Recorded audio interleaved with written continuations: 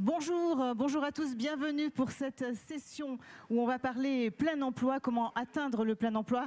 Merci de vous installer.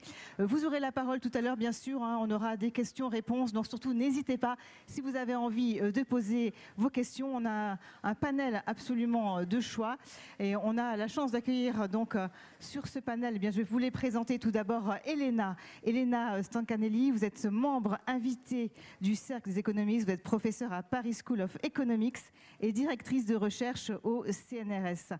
À côté de vous, merci Monsieur le ministre d'être parmi nous, on a Olivier Dussopt, ministre de l'Emploi, du Travail et de l'Insertion professionnelle. Merci d'être là.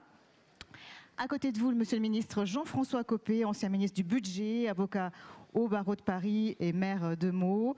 Alain Roumillac est à côté de vous, vous êtes président de Manpower France. Nous avons ensuite le plaisir d'avoir parmi nous Tarak Chérif, vous êtes président de Connect, qui est une association patronale, donc confédération des entreprises citoyennes de Tunisie. Et enfin, next to me, thanks to be here, nous avons le plaisir de recevoir Inigo Fernandez de Mesa, il est président de l'Instituto des Estudios Económicos. Excusez-moi pour mon espagnol. Voilà. Merci beaucoup d'être là. Alors, on va démarrer donc avec vous, Elena. On vous écoute.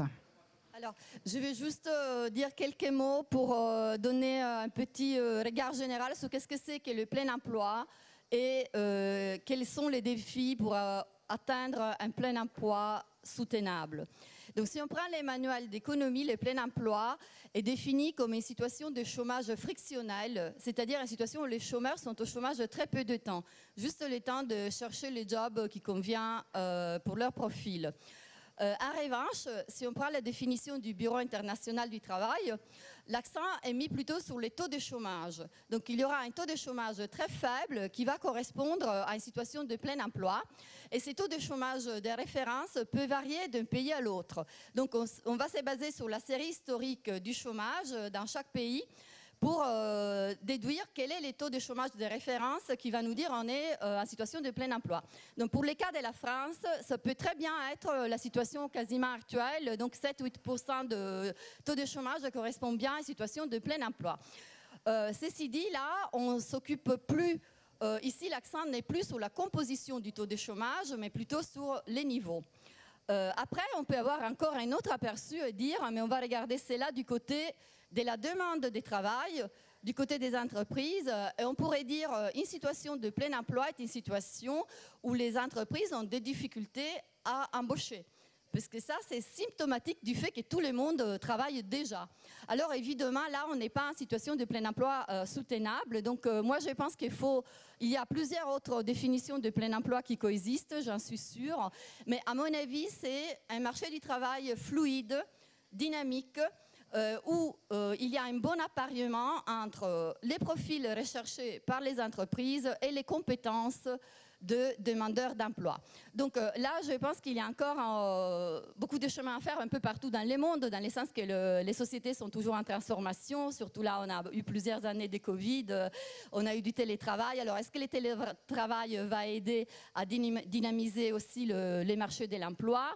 Mais surtout, apparemment, en ces moments, il y a des grosses difficultés de recrutement par les entreprises. Donc, voilà.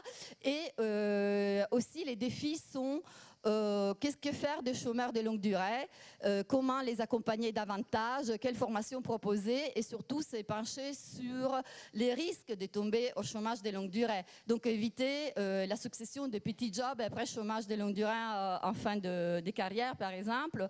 Comment est-ce qu'on peut faire pour remédier à tout ça? Donc il faut vraiment améliorer la compétitivité de l'enseignement, améliorer les liens entre les écoles, la formation et les entreprises, beaucoup plus de communication des deux côtés, parce que c'est aussi aux entreprises de comprendre qu'est-ce que cherchent les jeunes aujourd'hui, quels sont les jobs qui sont plus attirants.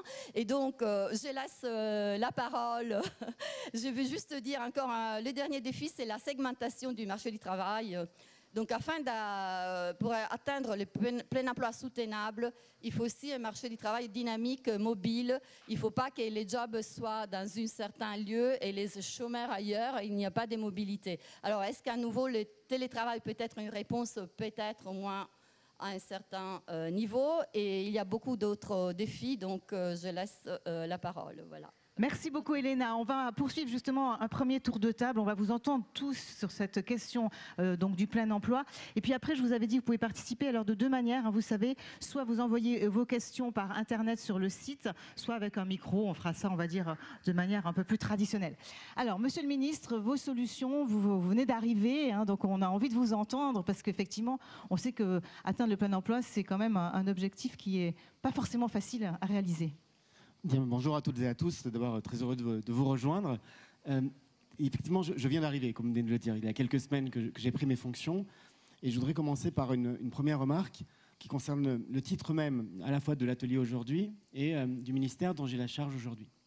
On parle aujourd'hui d'un atelier qui s'intitule « Aller vers le plein emploi » et lorsque le président de la République et la première ministre ont choisi de me nommer ministre du Travail, ils m'ont aussi nommé ministre du Travail, non pas de l'emploi, mais du plein emploi. Ça peut paraître une remarque sémantique, mais c'est aussi significatif de la situation et de la période que nous connaissons. Il y a 10 ans, 15 ans, 20 ans, le seul fait de parler de plein emploi me paraissait totalement inabordable et impossible. Et aujourd'hui, nous connaissons une situation économique, malgré des inquiétudes, malgré un contexte géopolitique, qui se caractérise par une diminution du taux de chômage de manière continue depuis plusieurs années. Nous sommes autour de 7,3% et Madame à l'instant disait que ça pouvait être vu comme le chômage structurel en France. Et donc cette perspective de plein emploi est redevenue une perspective possible. C'est en cela une première réponse et un premier objectif. 7%, c'est le chiffre qui vous convient ? Ça ne convient pas. L'objectif est plutôt à 5. Mais nous sommes à 7,3 alors que nous étions à 9 il y a 5 ans. Donc il faut toujours montrer ce qui permet d'avancer et montrer les progrès qui ont été faits. Mais je voudrais, après cette remarque, dire aussi deux choses. La première, c'est que ce plein emploi existe. S'il n'existe pas en France, il existe ailleurs. Et que les exemples, notamment scandinaves, ont inspiré un grand nombre des politiques, pas seulement à l'échelle d'un quinquennat, mais les quinquennats précédents, visant à la fois à fluidifier le marché du travail, à le rendre plus agile, à le sécuriser dans le sens où on l'a aussi rendu plus prévisible. Je pense notamment à des dispositions qui permettent d'avoir des barèmes en matière d'indemnisation et donc de rendre les choses plus prévisibles pour les acteurs. Et surtout à une forme de révolution dans le droit, puisque nous sommes passés progressivement d'une situation où nous protégions les métiers, nous protégions les postes, à une situation où nous protégeons les personnes, en attachant aux personnes des droits. C'est le cas par exemple du compte personnel de formation, qui est l'aboutissement, si je puis dire, ou en tout cas une étape supplémentaire après le DIF. Et c'est aussi le cas du projet de compte épargne-temps universel, avec l'objectif de donner aux personnes des droits à l'échelle d'une carrière et non pas à l'échelle du poste qu'ils occupent, pour sécuriser aussi leur mobilité et les faciliter. La deuxième chose que je veux dire aussi, c'est que cet objectif de plein emploi n'est pas simplement un objectif politique ou une forme de lubie qui consisterait à dire que le bilan politique se mesurait à l'aune du plein emploi. C'est avant tout une condition, et c'est même une nécessité. Si nous voulons préserver le modèle social qui est le nôtre, et si nous voulons préserver les protections dont bénéficie l'ensemble des Français, on a vu dans les 2 dernières années qu'elles étaient importantes et qu'elles permettaient aussi une relance économique plus facile. Nous devons trouver des recettes, et nous devons éviter des dépenses inutiles. Et aujourd'hui, quand on regarde les dépenses passives et les dépenses actives liées à la question du chômage et au chômage qui subsiste, nous sommes autour de 160 milliards d'euros par an. Donc si nous allons vers le plein emploi, nous réalisons aussi une opération qui permet de financer notre modèle social, de résorber nos déficits et de supprimer des dépenses qui sont des dépenses d'accompagnement du chômage et non pas des dépenses de développement. Donc nous sommes dans cet état d'esprit-là et nous le sommes avec une volonté, peut-être de méthode, pour faire écho à ce que vous disiez à l'instant, qui est à la fois de mesurer un objectif en termes de taux de chômage, autour de 5%, mais aussi de mesurer un objectif de plein emploi en termes de taux d'activité et de taux d'emploi, puisque au travers de cette relance et de la création d'emplois que nous connaissons aujourd'hui, nous voyons revenir vers le marché du travail des hommes et des femmes qui en étaient suffisamment éloignés pour ne plus apparaître ni dans la population active, ni dans les demandeurs d'emploi, ni dans les personnes en activité. Et pourtant, on a encore beaucoup de pénuries aujourd'hui. Mais justement, ça explique aussi de main-d'œuvre. Ça explique aussi ces pénuries. Nous sommes sur un taux d'emploi aujourd'hui qui est à 68%. C'est le taux d'emploi le plus élevé depuis 1972. Et même pour les 15-25 ans, nous sommes sur un taux d'emploi qui est à 32,4 dans une période de vie où on est souvent en formation. C'est 3 points de plus qu'en 1991. Donc ça signifie qu'on ramène des hommes et des femmes vers l'emploi. Et avant de les ramener vers l'emploi, on les ramène vers la demande d'emploi, ce qui, pour certains d'entre eux, est déjà une démarche exigeante et qui montre le retour à une activité. On a 4 priorités, je m'arrêterai là. La première priorité très opérationnelle, c'est de continuer à professionnaliser les enseignements et à développer l'enseignement professionnel au sens le plus large. Ça passe par la réforme de la voie professionnelle à laquelle nous allons nous attaquer avec ma nouvelle ministre déléguée, Carole Grandjean, avec une première en termes d'organisation du gouvernement. C'est la première fois que l'enseignement professionnel, le lycée professionnel, fait l'objet d'une double tutelle, celle bien évidemment du ministère de l'Éducation nationale, mais aussi celle du ministère du Travail, puisque le président considère que la réussite de la réforme de la voie professionnelle ne peut pas se faire si les acteurs du travail au travers du ministère ne sont pas associés. Et donc ça va aussi impliquer que pour tous les chefs d'entreprise, il y a encore plus de participation à la gouvernance, y compris la définition des maquettes pédagogiques des lycées professionnels, territoire par territoire.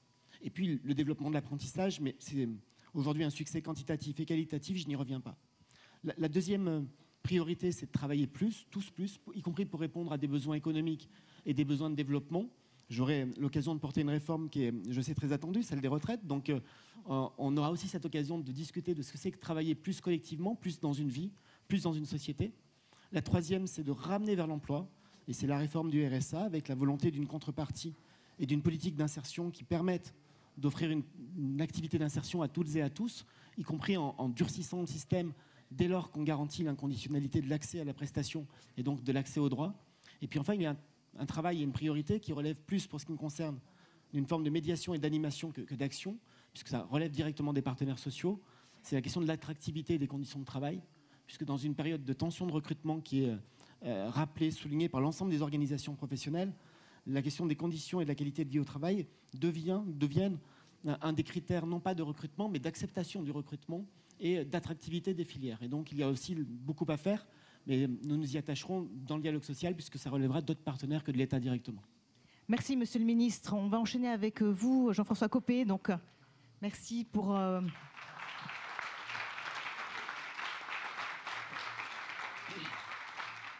votre vision à vous du plein emploi. Vous aurez sûrement l'occasion après de répondre sans doute au ministre sur ses propositions, mais on vous écoute sur votre vision à vous. Non, mais d'abord, moi j'ai trouvé ce qu'avait dit Olivier Dussopt extrêmement intéressant. On n'a pas beaucoup de bonnes nouvelles en ce moment, il faut bien le dire, mais parmi les quelques-unes, il y en a une, c'est que le président de la République et la Première ministre est nommé comme ministre de l'Emploi et du plein emploi un ancien ministre du Budget. Je pense que ça, c'est une très très bonne nouvelle. J'ai moi-même exercé ces fonctions, on en parlait en aparté tout à l'heure. Et quand on est ministre du Budget, on passe sa vie à demander aux ministres dépensiers d'évaluer le coût de leurs dépenses. Donc, a priori, vous serez moins dépensé que les autres, peut-être. Et donc, inutile de vous dire que la perspective que Olivier Dussopt puisse dire à ses services, tiens, si on se disait que chaque fois qu'on utilise de l'euro public pour aider à l'emploi, on vérifie combien d'emplois on a créés, ce sera évidemment un petit changement quand même paramétrique important. Et j'ajoute à ça un deuxième élément, c'est que le résultat de ce premier quinquennat de M. Macron a été objectivement très bon en matière d'emploi. Il ne faut pas se mentir sur ces sujets où on passe sa vie à pleurer sur tout ce qui va mal. Le résultat obtenu grâce aux ordonnances Macron, qui sont d'ailleurs toutes des sens libéral au sens économique du terme, on a fait ce qu'il faut faire dans une économie moderne, c'est assouplir les conditions d'accès à l'emploi, assouplir les conditions d'embauche, baisser autant qu'on pouvait le faire les contraintes fiscales, sociales, et donc tout ça est plutôt une bonne chose. Sauf que là, on est aujourd'hui, compte tenu que tout cela s'est fait sur financement public, dans une situation qui est, à mon point de vue, un choix historique par rapport au plein emploi. Pourquoi ? Parce que la théorie du plein emploi, et vous l'avez rappelé, madame, tout à l'heure, à juste titre, c'est une théorie qui, en fait, date d'avant la période où les aides au chômage étaient des aides non pas pour aider quelqu'un à s'en sortir pendant quelques mois avant de trouver un nouvel emploi, c'est devenu des aides structurelles. C'est-à-dire que vous avez des gens, malheureusement, qui pour toute une série de raisons perdent de l'argent s'ils reprennent un travail. Et donc ils restent dans la logique d'indemnisation, ce qui est le plus grand tabou français. C'est-à-dire que personne n'en parle jamais. Les autres pays européens nous regardent un peu ébahis en se disant mais on ne comprend pas, les Français ne sont pas du tout contents, alors qu'en réalité ils ont un système de protection sociale unique au monde. Je rappelle au passage que pas un seul Français n'a payé pour un vaccin ni pour un test. Jamais. Et aujourd'hui, tout le monde pense en France qu'on est hyper malheureux. Donc on ne se rend plus compte de rien parce que personne ne remet tout ça en perspective. Et donc par rapport à ce qui a été évoqué à l'instant par Olivier Dussopt, je pense qu'en réalité, il y a un choix historique pour vous, pour le gouvernement. Je dis pour vous parce que pour toute une série de raisons, LR a considéré que ce n'était pas de son niveau d'y aller. Mais le vrai sujet du coup, c'est que vous avez devant vous un arbitrage extrêmement lourd, soit compte tenu du contexte où vous n'avez plus de marge budgétaire, puisque l'inflation est de retour, que les taux d'intérêt vont monter et que nous avons une équation budgétaire impossible, soit on continue d'être, et pardon, là c'est un peu l'ambiance quand même, dans une logique des fameux chèques, Et donc, sans contrepartie, on ne pourra plus payer. Et on l'a encore vu avec toute une série d'augmentations de minima sociaux, d'aides en tout genre pour le pouvoir d'achat. Et dans ce cas, je ne vois pas comment on peut s'en sortir. Ou bien il y a une autre approche, qui est celle que je pense vous devrez faire, et le plus tôt sera le mieux, dans le contexte que Olivier Dussopt a rappelé à l'instant, c'est de mettre les pieds dans le plat avec les Français, en disant, bien sûr, on va préserver un certain nombre d'aides, parce qu'il n'est pas question que les gens les plus modestes s'en sortent pas, il faut évidemment les accompagner, mais il y a une contrepartie. Et la contrepartie, c'est les réformes de structure de l'économie. Si on ne les fait pas, on n'aura plus que nos yeux pour pleurer. Et ces réformes de structure, vous les avez rappelées, il y a l'apprentissage, il y a la question absolument incroyable de l'alternance, où aujourd'hui, je peux le dire en tant que maire, je collectionne le nombre de jeunes qui viennent me voir en me disant « il faut absolument une alternance, personne ne peut nous prendre en alternance dans notre secteur, on va perdre notre année d'études ». C'est naturellement le temps de travail, la retraite bien sûr, mais aussi les assouplissements nécessaires sur le temps de travail, parce que quand on a de l'inflation, si on augmente les salaires, il faut absolument produire plus. Sinon, on va créer une trappe à pauvreté épouvantable avec la spirale inflationniste. Et puis, troisième point, il faudra baisser les dépenses publiques inutiles. Dans ce domaine-là, on a un expert en la matière, mais il va falloir le faire. Parce que si on ne le fait pas, alors je pense que nous aurons la pire des équations à un moment où tous les autres pays européens sont en train de se mettre en ordre de bataille, à commencer par l'Allemagne. Et donc, on a, nous, des sujets extrêmement lourds et un choix historique à faire, pas dans les années qui viennent, dans les semaines qui viennent, parce qu'après, il sera trop tard. Merci beaucoup, Jean-François Copé. Alain Roumillac, on a envie de vous entendre en tant que président donc, de Manpower pour voir justement que vous êtes, on va dire en quelque sorte, aux avant-postes. Vous voyez ce qui se passe concrètement sur le terrain. Alors, racontez-nous justement comment vous vivez les choses aujourd'hui. Oui, donc bonjour à toutes et à tous. Oui, nous, on détache 100 000 personnes tous les jours chez 50 000 clients et on aide nos clients à recruter à peu près 50 000 personnes par an en CDI. Donc, on voit bien aujourd'hui cette difficulté. Beaucoup d'entreprises qui n'arrivent pas à trouver les compétences dont elles ont besoin et qui parfois sont ralenties dans leur activité économique parce que, manquant de bras, elles décident de réduire leur activité. Et puis de l'autre côté, on a beaucoup de gens qui sont demandeurs d'emploi.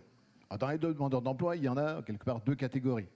Je ne vais pas revenir sur ce qu'a évoqué Jean-François Copé, mais des gens qui font des arbitrages, partiels ou total, en disant, quelque part, il vaut mieux que je vive d'un certain nombre d'allocations plutôt que de travailler. Souvent plutôt partiel que total. Bon, ça c'est politique publique de répondre à cette demande et de faire surtout, bien sûr, en sorte que le travail continue à mieux payer pour que les arbitrages se fassent dans un autre sens. Et puis, vous avez une deuxième catégorie de personnes.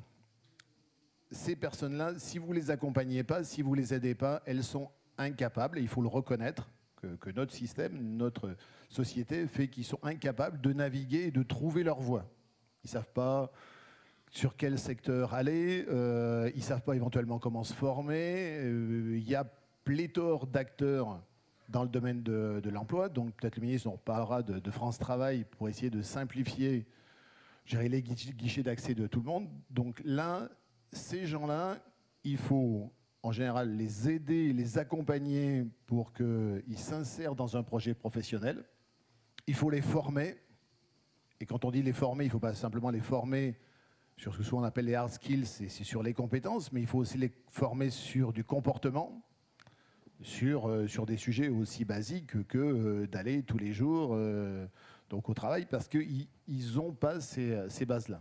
Donc ça, c'est le travail qu'il faut qu'on fasse tous, moi j'en suis persuadé, entre les acteurs privés, les acteurs publics, pour qu'on soit capable de faire ça. Et d'ailleurs, si on veut aller pour répondre à la demande de ce qui est celle des entreprises, eh ben justement, il faut qu'on soit capable d'aller chercher ces gens-là. Ça répond à un besoin économique et ça répond également à un besoin social. Voilà. Donc nous, on a fait le choix de s'investir sur ce sujet. Ouais, ce fait que l'anecdote veut qu'aujourd'hui, nous annonçons l'acquisition d'une société qui fait 450 personnes, qui travaille avec les acteurs publics de l'emploi pour aller justement sortir un certain nombre de personnes de la difficulté et qu'ensuite, nous, on soit capable, au travers de nos équipes, de pouvoir les repositionner chez nos clients et accélérer tout ce mouvement pour aller chercher ceux qui sont le plus loin de l'emploi et qui, encore une fois, si nous ne sommes pas capables tous collectivement de les accompagner, c'est pas parce qu'on le serrera éventuellement,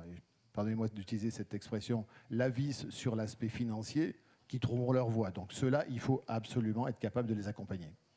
Merci beaucoup Alain Roumillac, merci à vous. On peut l'applaudir, merci. On continue avec vous, Tariq. Tariq, vous allez nous expliquer avec votre vision, hein, donc, par rapport à ce qui se passe dans votre pays, la Tunisie. Est-ce que vous rencontrez les mêmes problèmes par rapport à ce qu'on peut vivre en France et quelles seraient vos solutions? Oui, merci beaucoup. En Tunisie, bien sûr, il y a un peu les mêmes problèmes, mais pas tout à fait, parce que nous avons vécu tous le Covid. Et avec le Covid et après le Covid, il y a quand même un changement dans les attitudes et dans la façon où les gens veulent travailler. Donc il y a un certain nombre de secteurs où il y a un manque de personnel aujourd'hui, notamment comme on le vit en France et on le voit en France au niveau santé. Tout ce qui est système de santé aujourd'hui, il y a un manque flagrant de personnes. Mais ces personnes, en plus, émigré en Europe, beaucoup plus que changer de métier en Tunisie. Et ça, c'est, je pense, quelque chose qu'il faut peut-être voir entre les différents pays méditerranéens et l'Europe, parce qu'il y a sûrement une formation et un travail à faire à ce niveau. Sinon, bien sûr, au niveau des emplois, tout ce qui est emploi primaire, les gens travaillent, il n'y a pas de souci, mais là où il y a un grand problème, c'est au niveau des cadres. Les cadres, il n'y a pas suffisamment d'investissement, donc il n'y a pas suffisamment d'entreprises qui engagent ces personnes. Et je pense là aussi, et j'espère que tout à l'heure on aura l'occasion d'en parler, il y a une coopération qui doit se faire entre les pays méditerranéens et l'Europe. Parce que quand on voit ce qui se passe au niveau des États-Unis, il y a eu tout un développement de la région États-Unis avec le Mexique et les autres pays, quand on voit la Chine également, et je pense que l'Europe a tout intérêt à ce qu'il y ait une coopération avec la Méditerranée, avec l'Afrique, où il y a un potentiel humain très important, et je pense que si on ne crée pas des circuits de formation entre l'Europe et l'Afrique et les pays de la Méditerranée, le risque, tout à l'heure Madame Lagarde parler de ce sujet, il va y avoir des mouvements de migration absolument incroyables. Il ne faut jamais oublier les changements climatiques qui se passent, il ne faut jamais oublier le stress hydrique qu'il y a en Afrique, et je pense qu'on a tout intérêt à cadrer tout cela pour qu'il n'y ait pas demain des vagues de migration qui ne soient pas contrôlées et qui ne soient pas utiles. Moi, je pense, in fine, ce que nous cherchons tous dans nos différents pays, c'est bien sûr employer, c'est d'avoir le plein emploi, mais c'est surtout créer de la croissance, créer de la valeur. Et je pense que le continent africain a toutes les chances de pouvoir le faire avec l'Europe si on met les circuits nécessaires pour former, préparer, éduquer, faire l'apprentissage et préparer les créneaux et les métiers où les uns et les autres ont besoin d'une coopération. Oui, quand vous dites qu'on cherche tous la croissance, parfois certains parlent un peu d'autre chose aussi, hein, de décroissance. C'est un mot qu'on entend aussi relativement souvent. Mais effectivement, par rapport à cette recherche d'emploi et puis notamment par rapport à la dépense publique, la croissance Madame, est un quand moyen je vois quand même ce de qui se faire passe rentrer au niveau des les recettes. aéroports aujourd'hui, je suis quand même interpellé. Les compagnies sont en train de déprogrammer des vols parce qu'il y a un manque de personnel. Je pense que ce manque de personnel, il faut peut-être l'étudier en dehors des cadres, pas uniquement européens, il faut voir peut-être au niveau de la région, pourquoi pas. Et ça ne peut qu'être utile et intéressant pour tous les pays. Merci beaucoup, merci Tarak Cherif, merci de l'applaudir. On va terminer ce premier tour de table avec vous, Inigo Fernandez de Mesa. Donc, par rapport à votre pays, comment ça se passe chez vous? Racontez-nous.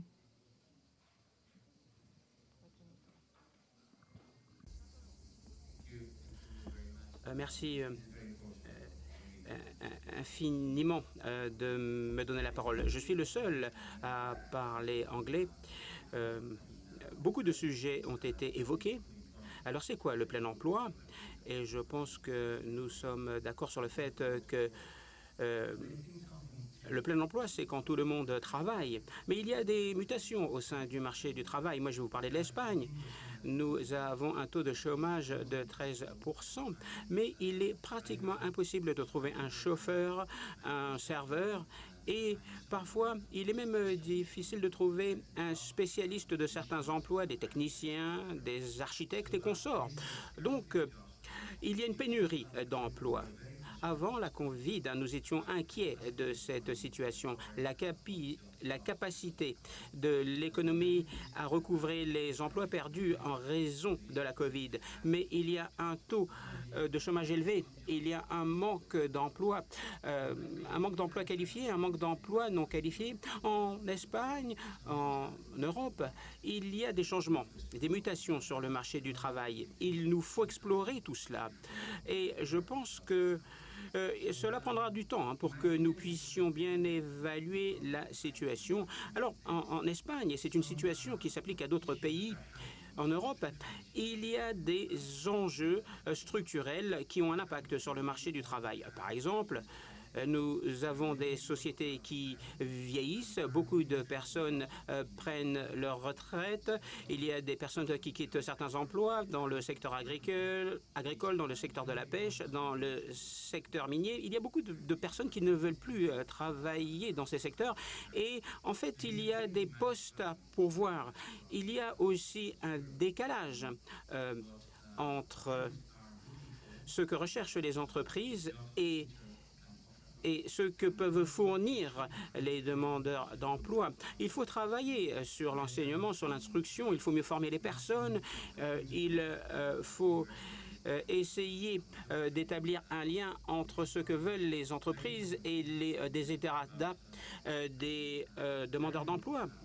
Donc, on parle d'apprentissage, d'éducation à vie. Mais beaucoup d'emplois vont disparaître. Il y aura de nouveaux emplois qui vont émerger. On parle d'apprentissage, d'instruction tout au long de la vie. C'est un des objectifs que nous devons poursuivre. Alors, il y a d'autres raisons à évoquer. Alors, l'arrêt de l'immigration a eu un impact. Il y a beaucoup de rigidité sur le marché du travail aussi. S'agissant de l'Espagne, il est important d'avoir de la mobilité géographique. Il y a des problèmes de logement, la mobilité est très faible et il faut améliorer la situation en la matière. Il y a un autre aspect des choses qui a été évoqué. S'agissant de l'Espagne, je dirais que nous avons un système d'avantages qui est généreux. Il faut redéfinir ce système parce que il faut que les gens aient le désir de trouver un emploi plutôt que de rester chez eux, notamment dans les régions rurales où le coût de la vie est meilleur marché et le système de subvention est beaucoup plus généreux. Donc il faut mieux comprendre la situation. Il y a des tendances qui changent et des mutations se sont accélérées en raison de la pandémie. Et je pense que c'est l'un des aspects des choses que nous devons explorer. Merci, merci infiniment Inigo. Alors, merci pour vos questions, certaines sont en train d'arriver. Juste pour débattre entre vous, on vous a, Monsieur le Ministre, finalement interpellé à la fois vos deux voisins sur ce problématique de ce chômage structurel et du fait que certaines personnes ont intérêt parfois à plutôt rester au chômage qu'à travailler. Alors ça, c'est une situation... Effectivement, on a un système de protection sociale extraordinaire, vous l'avez dit, des meilleurs d'Europe. Mais que faire quand même pour inciter ce retour à l'emploi ? Je pense qu'il faut d'abord veiller à valoriser les revenus du travail. C'est ce que nous essayons de faire, mais ça rencontre désormais des limites. Des limites parce que, Jean-François Copé l'a dit, le système d'exonération de cotisation arrive au bout, avec les allègements généraux d'IFION, avec les allègements complémentaires que nous avons votés lors de la transformation du CICE en allègement pérenne. Nous arrivons jusqu'à 1,6 SMIC avec des allègements qui ne peuvent guère aller plus loin, sauf à toucher à la CSG ou à la CRDS, qui n'est pas tout à fait possible. Et pour le coup, là, l'ancien ministre du Budget et des Comptes Publics que je suis ne trouverait pas ça très légitime ni très opportun. Donc nous devons continuer à le faire. Et dans un premier temps, ce que nous allons faire, mais à court terme, c'est veiller que les revalorisations de minima sociaux auxquelles nous allons procédé au cours de l'été, en même temps que les retraites, soit accompagné aussi d'une revalorisation de la prime d'activité pour veiller à ce que l'écart à minima reste toujours le même entre les revenus d'activité et les minima. Puis il y a un autre volet, et ce volet est peut-être plus rapide à mettre en œuvre, qui est un volet d'incitation ou de sanction parfois à la reprise d'activité. La sanction, c'est ce que nous avons fait avec la réforme de l'assurance chômage. C'est une réforme qui a été difficile à mettre en œuvre, mais qui aujourd'hui est en vigueur avec un décret de carence qui permet aux règles d'indemnisation d'être appliquées jusqu'au 1er novembre, et nous devrons trouver les voies et les moyens pour que ces règles soient à minima reconduites, sachant que le décret de carence ne peut pas aller au-delà du 1er novembre, donc c'est un débat de rentrée qui risque d'être peut-être un peu compliqué, mais qu'il faut tenir, parce que si nous revenons en arrière sur la réforme de l'assurance chômage, nous perdons tout le bénéfice justement de cette incitation et de la lutte contre des modes de permittence qui pouvaient être utilisés.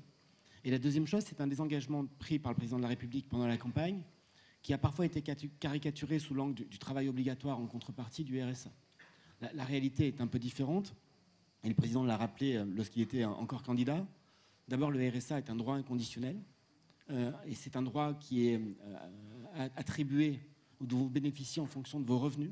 Donc ça ne change pas. Par contre, une fois l'accès au droit garanti, l'inconditionnalité du droit garanti, la question se pose de la réinsertion. Et elle se pose à la fois d'un point de vue économique, parce qu'il y a des tensions de recrutement, parce qu'il y a des dépenses publiques qu'il faut maîtriser et qu'il n'est pas acceptable que tel ou tel puisse considérer les minima sociaux comme un mode de vie aux dépens du reste de la société. Mais elle se pose aussi parce que derrière cette question du retour à l'emploi, il y a la question d'une forme d'hypocrisie. Le chômage structurel que nous avons connu pendant des années a finalement amené une partie de la classe politique à considérer que l'octroi du RSA à tel ou tel individu faisait que la société serait quitte en termes d'insertion et de dignité humaine. Le RSA, ça n'est ni l'émancipation, ni l'autonomie, ni la dignité. C'est au mieux une trappe à pauvreté et au pire un accompagnement d'activités qui ne sont pas déclarées. Et donc notre responsabilité, c'est de faire en sorte que les bénéficiaires du RSA le soient le moins longtemps possible. Et pour ça, il faut offrir une politique d'insertion sur tout le territoire et une politique qui soit à un niveau correct, tant en termes d'offres que d'efficacité, pour accompagner vers l'emploi. Et s'il n'y a pas d'acceptation de l'insertion proposée ou de l'activité d'insertion, dans ce cas-là, le RSA peut être suspendu. C'est la loi, mais il faut l'appliquer et il faut la généraliser. Et donc c'est ce à quoi nous allons nous attaquer. Et ça implique que nous puissions travailler avec tous, à la fois les collectivités locales, parce que les compétences de formation et d'insertion sont souvent attribuées aux collectivités, avec un opérateur comme Pôle emploi, et avec l'ensemble des opérateurs et des acteurs privés, vous en êtes un, qui peut nous accompagner, et pas n'importe lequel, qui peut nous accompagner pour faire du placement, pour répondre aussi aux besoins de recrutement et permettre à celles et ceux qui se sont éloignés du travail d'y retourner, en tout cas d'en retrouver le chemin. Et France Travail, je termine par ce seul mot, France Travail, les paramètres aujourd'hui ne sont pas fixés et nous devons avoir ce débat, c'est la volonté que la coordination soit totale et que l'interlocuteur soit unique pour le demandeur d'emploi comme pour celui qui recrute. Il y a plein d'hypothèses, la plus maximaliste c'est la création d'un nouvel établissement public qui fusionnerait tout en tout, ça peut prendre un petit peu de temps. Il y a une deuxième hypothèse radicalement opposée qui consiste à d'abord travailler le front office et donc l'accueil du demandeur, l'orientation, le diagnostic, et ensuite d'améliorer la coordination des acteurs publics et privés. Ça prend un peu moins de temps. Et donc vous devinez quelle est l'hypothèse qui me paraît la plus pratique, ou la plus praticable en tout cas dans les mois qui viennent. Mais en tout cas, c'est cette volonté d'avoir cet interlocuteur unique et d'associer toutes celles et ceux qui peuvent nous aider à réduire le nombre de personnes éloignées de l'emploi trop durablement. Jean-François Copé, oui, quelle est votre réaction par rapport justement à ces pistes d'action? Est-ce que ça va assez vite?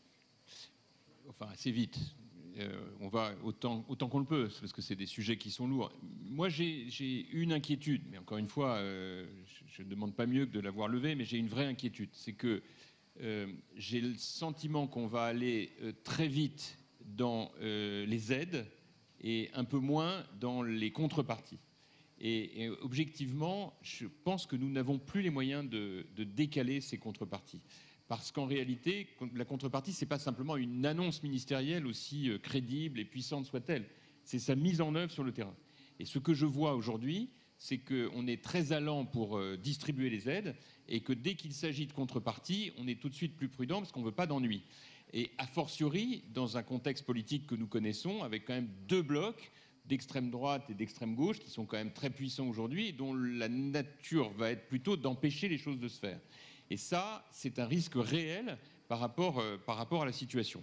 Et j'ajoute à ça un deuxième problème, c'est que je pense qu'on doit maintenant mettre les pieds dans le plat par métier et par situation individuelle. parce qu'en réalité, on se rend compte que parler d'emploi de manière globale, c'est sympa pour une émission de télévision, mais ça ne répond absolument pas aux réalités. Nous avons des secteurs entiers qui sont totalement pénuriques, et pas seulement des secteurs très qualifiés.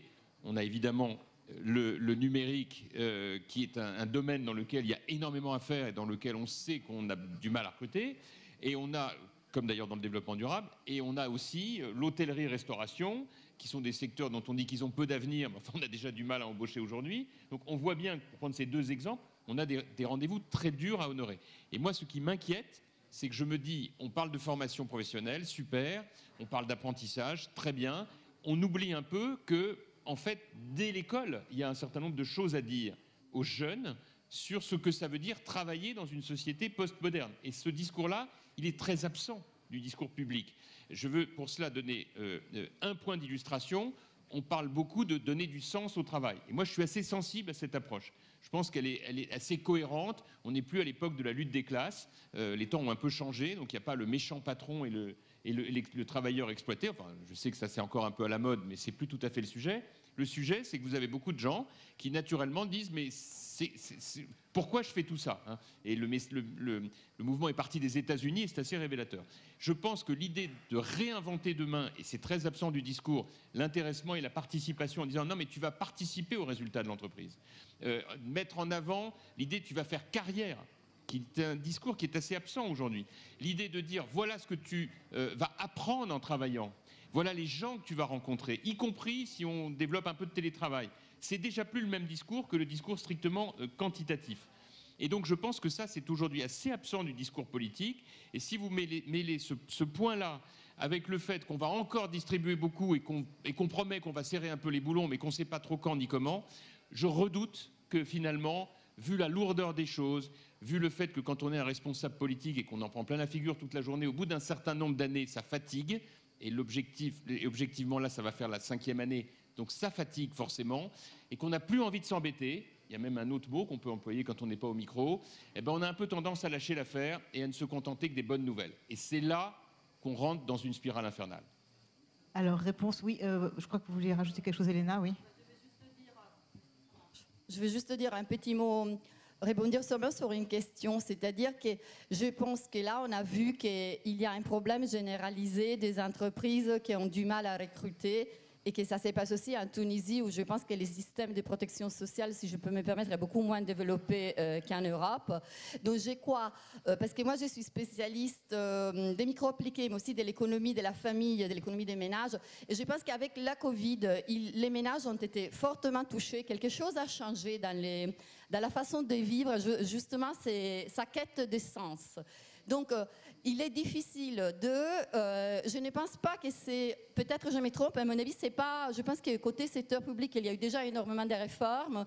Les entreprises ont eu des subventions pour embaucher tout en bas de l'échelle, les subventions pour les baisses des charges sous les bas salaires.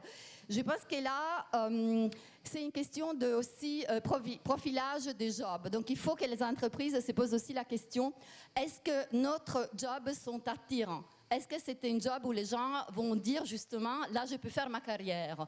Ça veut dire, même si c'est un job tout simple, mais si on l'affiche de façon où les travailleurs vont se sentir responsables de quelque chose, fiers de son entreprise, fiers de ce qu'il fait, je pense qu'il y a aussi une question de DRH qui doivent prendre conscience du fait que les gens, mais non, pour eux, l'essence a changé, l'essence de la vie, l'essence du travail, parce qu'ils ont eu des années de crise où ils ont vu que beaucoup de choses ont perdu de sens.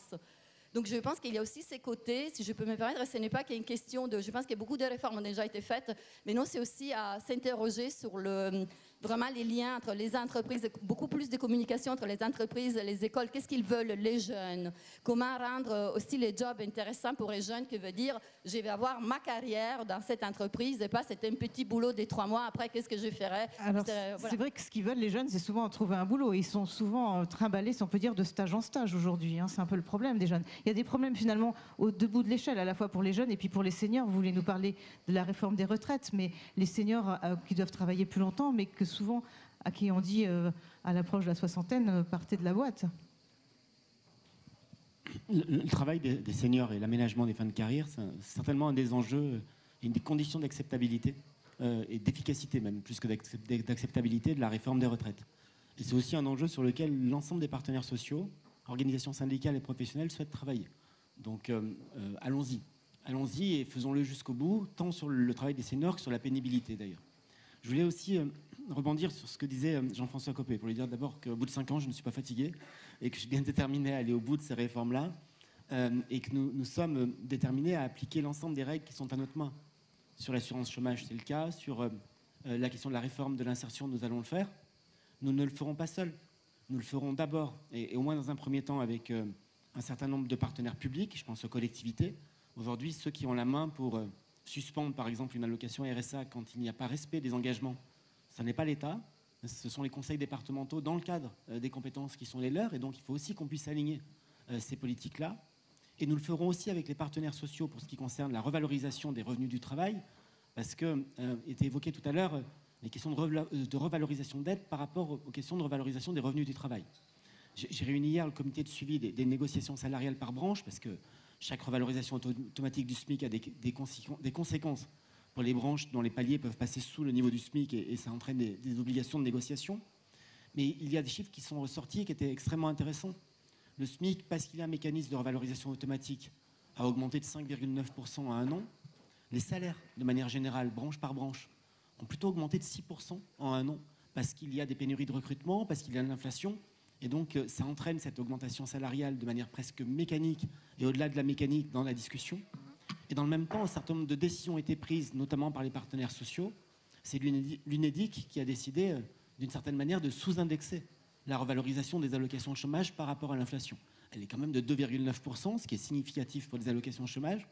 Mais je souligne ce chiffre parce que ça montre que si nous nous y mettons tous, à la fois État, collectivités, partenaires sociaux, cette capacité à creuser le différentiel entre des revenus sociaux et des revenus du travail, on peut aussi y arriver, et pas seulement en agissant seul. Donc il faut pouvoir aussi tenir chacun de ces leviers, mais ça implique un travail très très collectif et de grande coordination. Alain Roumillac, je crois que vous voulez rajouter quelque chose, et puis après on va ouvrir les questions. Je vois les mains qui se lèvent. Si on peut avoir un micro pour les personnes qui veulent poser des questions dans la salle. Non, moi, ce que je voulais dire, c'est qu'une grande partie aussi de la solution est du côté des entreprises. C'est-à-dire qu'aujourd'hui, et on voit bien d'ailleurs dans chaque secteur, vous avez des entreprises qui sont beaucoup plus attractives que d'autres et qui réussissent à avoir moins de problèmes de recrutement, ou certaines presque peu de problèmes de recrutement, parce qu'elles ont intégré un certain nombre de nouvelles donnes. Vous l'avez évoqué, la notion de qualité de vie au travail, accélérée par le Covid. Moi, je crois pas que ce soit... Je pense que c'était une tendance qui était là avant, donc c'est bien sûr le sujet de l'hôtellerie-restauration, mais pas que. Donc, qualité de vie au travail, le télétravail, toutes ces choses-là. C'est le sens que je donne à mon emploi et c'est la fierté que j'ai d'être dans cette entreprise. Quel est son engagement environnemental? Quel est son engagement sociétal? Quelle est sa gouvernance? Voilà. Donc, autant de sujets où, si les entreprises veulent être capables d'attirer les talents dont elles ont besoin, il faut qu'elles s'en emparent. Certaines se sont emparées et ont beaucoup moins de problèmes que d'autres. Et dernier sujet concernant les entreprises, ça ne sert à rien de s'énerver sur un certain nombre de sujets. Il manque des compétences structurellement sur un certain nombre de métiers. Donc, soit elles n'existent pas, soit vous les paierez beaucoup plus cher que ce que vous voudriez faire. Donc, il faut former, il faut s'ouvrir à de nouvelles populations, ce qui est d'ailleurs, à mon sens, un vecteur d'insertion, pas plus facilement dans ces conditions-là, vers des personnes en situation de handicap ou des personnes de minorité. Voilà, donc les entreprises ont aussi leurs responsabilités et on voit bien qu'il y en a qui réussissent mieux que d'autres. Donc c'est aussi toute cette évangélisation qu'il faut qu'on fasse. Inigo, vous voulez rajouter quelque chose? Yes. Oui, très rapidement, juste pour changer un petit peu cette question. En Europe, nous avons besoin de plus d'entrepreneurs. Nous pénalisons les nouveaux entrepreneurs en Europe. L'imposition est très élevée pour les nouvelles sociétés qui sont créées et probablement nous surrégulons. Et in fine, il faut se rappeler que ce sont les entrepreneurs qui créent les emplois. Et il faut qu'on trouve une taxation plus efficace pour le promouvoir et pour avoir une gestion plus efficace afin de permettre une situation plus accueillante au niveau fiscal pour les sociétés. En principe. On vous écoute. Voilà. Oui. Je voudrais revenir au thème le plein emploi, atteindre le plein emploi. Malgré les fortes chaleurs, on pourrait peut-être être plus ambitieux et tenter d'atteindre un plein emploi de qualité. Ne pas se contenter d'indicateurs quantitatifs, avoir un emploi ou non. Il s'agit d'un emploi stable, bien rémunéré et reconnu. Et je crois que là, on met la barre un petit peu plus haut. On aurait une exigence. Et on aurait une exigence et on a une urgence. C'est-à-dire que nous ne sommes pas si près du plein emploi aujourd'hui. Et surtout de ce plein emploi de qualité. Et Monsieur Copé, je vous rejoins, Monsieur Copé. Vous avez raison de dire surveillons la destination de l'argent public. Oui, c'est vrai. Il y a eu des milliards et des milliards qui ont été déversés au profit des entreprises sans beaucoup de conditions et effectivement sans beaucoup de résultats. Et là, on aurait veillé, on aurait apprécié qu'il y ait un contrôle beaucoup plus strict. Alors, peut-être des solutions. Eh bien, je pense que quand même, on pourrait aborder des débats qui jusqu'alors étaient interdits. Mais pourquoi pas? Les secteurs pénuriques, Monsieur Copé, ce sont les services publics.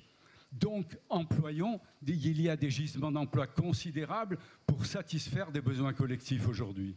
Et enfin, on pourrait peut-être aussi envisager, et je rejoins Monsieur le ministre, quand j'ai retenu son expression, travailler plus collectivement, ce qui ne veut pas dire individuellement, et ça veut dire le partage du travail. Est-ce que c'est un mot qui est à ce point insultant aujourd'hui? Moi, il me semble quand même, et on sait très bien que pour les problèmes de financement, on peut très bien les arranger.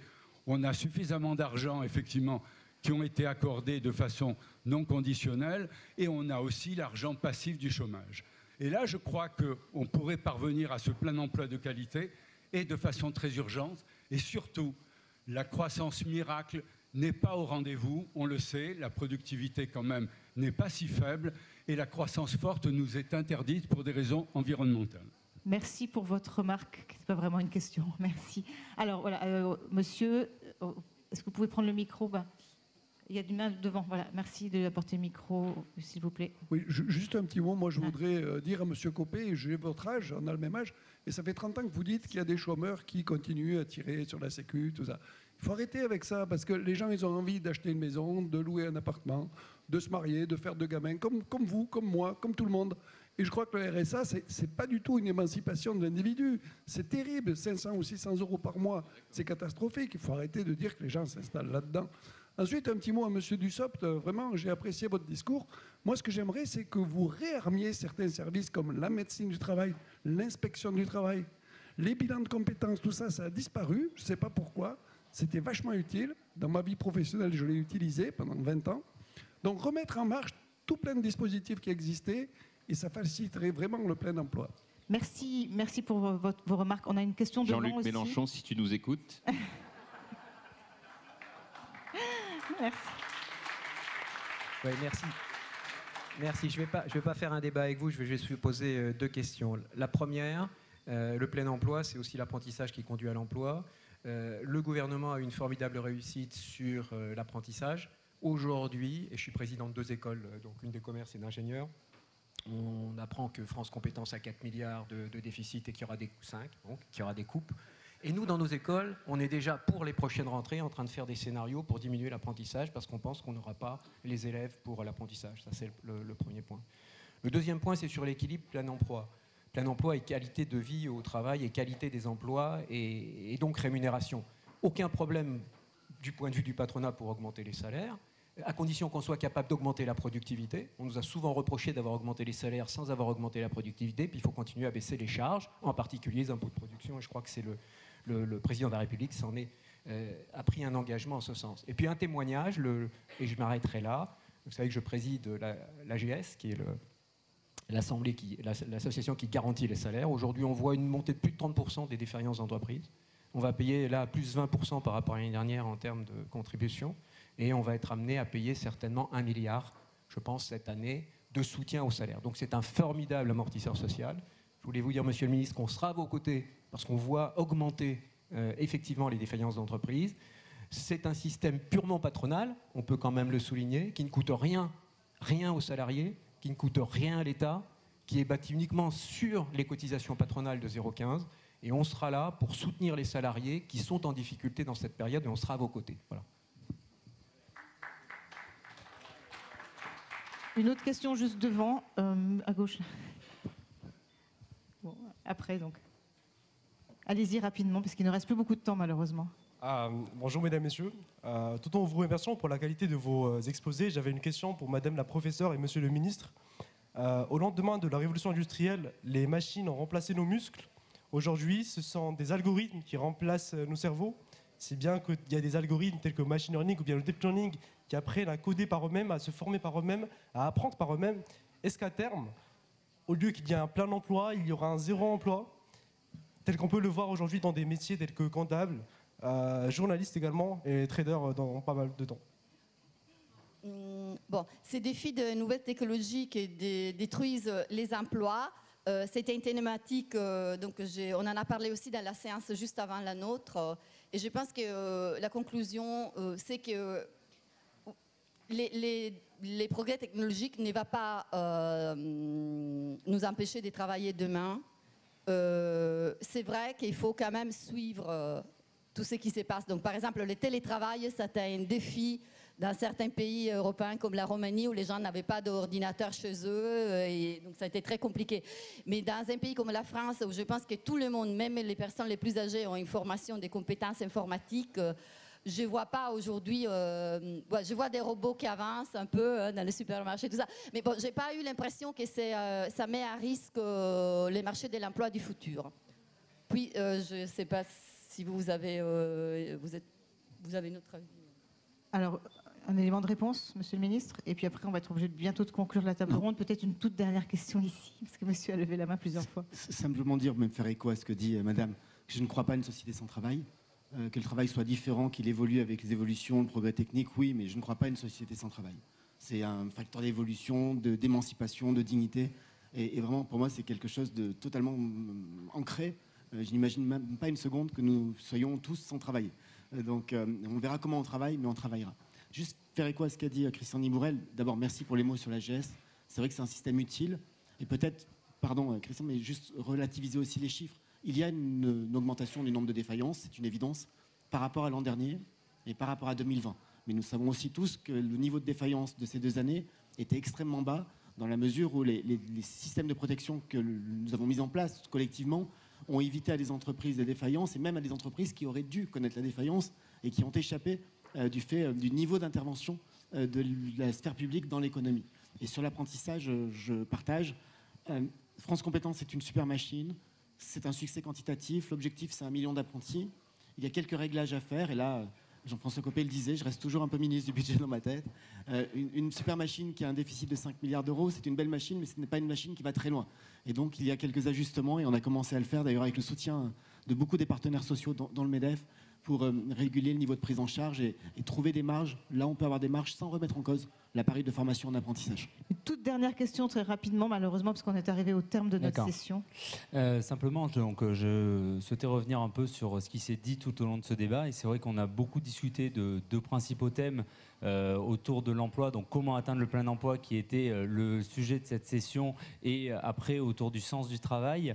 Mais en fait, je souhaitais simplement revenir beaucoup plus en arrière. Et d'ailleurs, la transition était toute faite, mais pourquoi, en fait, aujourd'hui, à l'heure où beaucoup de pays, de villes, etc., se posent la question de revenu universel, qu'on a ces sujets environnementaux, donc sans parler de destruction totale du travail, parce que je pense que c'est vraiment pas des valeurs que je souhaite défendre, mais pourquoi inciter de façon active en durcissant, comme vous l'avez dit, Monsieur le Ministre, dans votre 3e mesure, les sujets pour l'insertion, en professionnalisant les enseignements, alors qu'aujourd'hui on constate des carences dans la théorie qui sont monstrueuses dans l'enseignement primaire et supérieur en France. Donc je voulais savoir en fait pourquoi cet objectif de atteindre le plein emploi était aujourd'hui toujours un objectif clé, majeur, qui est au centre de toutes les discussions de gouvernement. Alors, un mot de conclusion, ce sera le dernier mot. Pour produire, tout simplement. Peut-être que c'est un désaccord qu'on aura l'un et l'autre, mais nous ne sommes ni décroissants, ni réfractaires au progrès. Nous voulons produire et nous considérons que le rétablissement de nos comptes publics, la maîtrise et la consolidation et finalement la durabilité de nos comptes sociaux, tout ce que nous voulons mettre en place, ça nécessite de la production avec un principe très simple. C'est que pour redistribuer, il faut qu'il y ait de la richesse, et pour qu'il y ait de la richesse, il faut de la production. Vous dites pourquoi mettre l'accent sur le professionnel alors qu'on a des besoins théoriques? Parce que l'un n'empêche pas l'autre, tout simplement. Et pourquoi pas un revenu universel, si j'ai bien entendu votre question? Alors là, je vous le livre très spontanément.